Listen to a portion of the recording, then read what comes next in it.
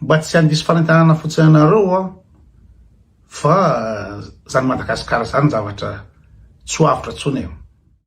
Za de miteny président je rêve ciblé avao ze raha milazalasany mahataritalikolo amin'ny resaka zay zao ampanaony trezimegny zareo raha talikolo zareo nareo zy koa Colonel Patrick iny natonga anazy finaran'olo betabeta Facebook iny tamin'izy olo fa leony andra juin leony andra juin zany olo de zay natonga Colonel Patrick nahazo maty na Facebook fa zao olo tsy mahariky anazy zany mbola karamainy andra juin matonga azy manao an'io io olo mahariky anazy fa tamin'olo fa leony andra juin zany de ohatra raha vedety izy zany de igny zany tonga fitiaviny zao tena malaza sa de manao amizay zany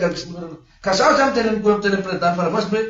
andraisy fepetra ho sala amreo satria siro avao ny Madagasikara eto zay refsika no hoavy ny telopolo tapitrisa eto tasy firenena mizay boky malagasy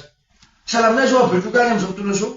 amizao kotokotokoa tapitapy resima zao de manjeky resandahary satria fantasy ny resandahary reo hoe sy milamina Antananarivo sa aloha de miteny foana hoe aoka sika mba tokony conscience sika hoe aoka sika mesika malaraky amy fotoany fanavasina heritreritra mbola petraky ny reasa aminazy hita hoe mahampiresaka be amizao le resaka hoe firongony tady dio fa raha manaraka ny tantara atsika de ty resaka firongony ty misy promotion izy io raha tsy miteny fotsiny hoe l'entracote mavre première promotion tamy TGV reny zao riajo reny zany zao ny HVM reny zany HVM zany hery zaro mampianina zany tsy nijoro zany raha tsy nisy ny TGV de misy ny firongony tratra farany satria mitambatambatra zany le firongony teo amin'ny première promotion ohatra hoe l'entrecote mavo zao de zao anatin'ny KMTM zao mitarika ny komity manoana ny tolona misy zao riajo zao de any andapa zao amizao de tsy haiko amizay hoe firongony ve sa tsy firongony zany re satria teo aloha teo de micumule nefa le izy ny HVM ve zany zao firongony sa tsy firongony nefa ny azadino fa ny TGV no nametraka ny any hery zaro mampianina teo amin'ny place zany atao hoe filoham-pirenena zany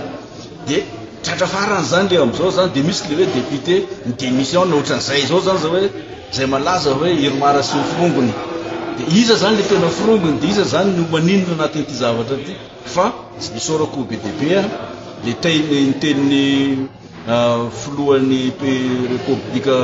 farany teo Maly sy ny tenin'ny premier ministre farany teo hoe anambatra ny olona rehetrarehetra izy zany hoe zay nandika lalàna aleo hiarany lalàna zay tsy nandika lalàna aleo andeha mpandrosa ty Madagasikara ty mba tsy handisy fanentanana fotsiny anareo fa zany Madagasikara zany zavatra tsy hoavitra tsony eo.